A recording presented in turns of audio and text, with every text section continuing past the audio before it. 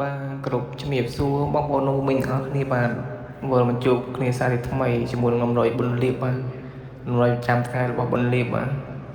អញ្ចឹងមុននឹងយើងចូលដំណយថ្ងៃថ្មីទៅមើលដំណយថ្ងៃចាស់សិនបាទ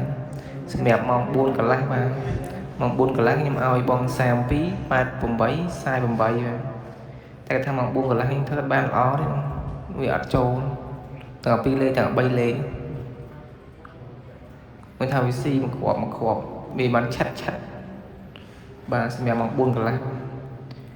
ឡូវយើងឲ្យខាត់ពេលយូរយើងចូលមកទៅម៉ោង6កន្លះម្ដងបាទម៉ោង6កន្លះអញ្ចឹងម៉ោង6កន្លះឲ្យ32 87 48វាថាលេខត្រង់យើងអត់ចូលទេបាទចូលបានអុសបាទចូលបានអុស30និងអុស8បាទហា3លេខទាំង3លេខយើងស៊ីមកគ្រាប់ដែរ369អញ្ចឹង369ខ្ញុំដាក់ឲ្យ632ចេញ369ត្រឡប់មកអញ្ចឹងហើយ2033ខ្ញុំដាក់234នឹងចេញ033គឺវា30ស៊ីមួយលេខ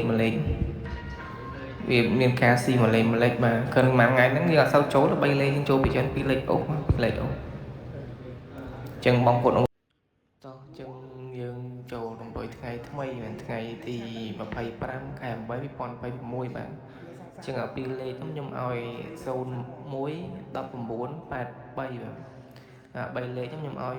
789ហើយ348 019បាទលេខអូសយើងអូស0អូស10បាទជូនពរបងប្អូនអ៊ំមីទាំងអស់គ្នាបាទហេទាំងអស់គ្នាបាទហើយកុំភ្លេចជួយ Subscribe Channel YouTube ដំណយបុណ្យលៀបមួយបាទហើយបើសិនចង់ឧបត្ថម្ភថ្លៃអ៊ីនធឺណិតថ្លៃអីអាចឧបត្ថម្ភបានតាមរយៈ QR Code នៅខាងក្រោយវីដេអូបាទជូនពរសំណាងល្អហេជំរាបលាបងប្អូនអរគ្នាបាទ